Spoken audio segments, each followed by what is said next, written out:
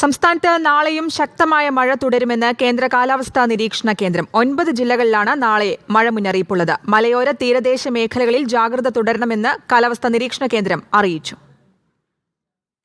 വടക്കൻ കേരള തീരം മുതൽ മഹാരാഷ്ട്ര തീരം വരെ സ്ഥിതി ചെയ്യുന്ന ന്യൂനമർദ്ദപാത്തിയും മധ്യ ഗുജറാത്തിനു മുകളിലെ ചക്രവാത ചുഴിയും ഇപ്പോഴും തുടരുകയാണ്. ഒപ്പം കേരള തീരത്ത് പടിഞ്ഞാറൻ തെക്ക് പടിഞ്ഞാറൻ കാറ്റ് ശക്തമായി തുടരുകയും ചെയ്യുന്നുണ്ട്.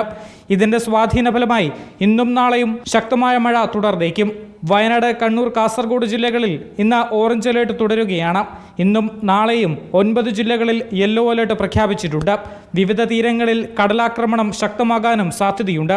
അതിനാൽ അപകട മേഖലയിൽ താമസിക്കുന്നവർ ജാഗ്രത പാലിക്കണമെന്നും മുന്നറിയിപ്പുണ്ട്. ശക്തമായ മഴ പെയ്യുന്ന സാഹചര്യത്തിൽ നദികൾ മുറിച്ചു കടക്കാൻ പാടില്ല. നദികളിലോ മറ്റു ജലാശയങ്ങളിലോ കുളിക്കാനോ മീൻ പിടിക്കാനോ മറ്റാവശ്യങ്ങൾക്കോ ഇറങ്ങാൻ പാടില്ല എന്നും നിർദ്ദേശമുണ്ട്. ജലാശയങ്ങൾക്ക് മുകളിലെ മേൽപ്പാലങ്ങളിൽ കയറുമ്പോൾ ജാഗ്രത പാലിക്കണം. മലയോര മേഖലയിലേക്കുള്ള രാത്രി സഞ്ചാരം പൂർണ്ണമായി ഒഴിവാക്കണമെന്നും നിർദ്ദേശമുണ്ട്.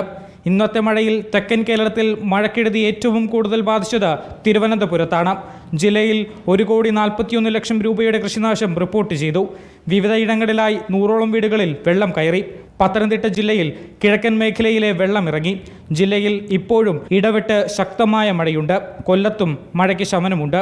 റിപ്പോർട്ടർ, തിരുവനന്തപുരം.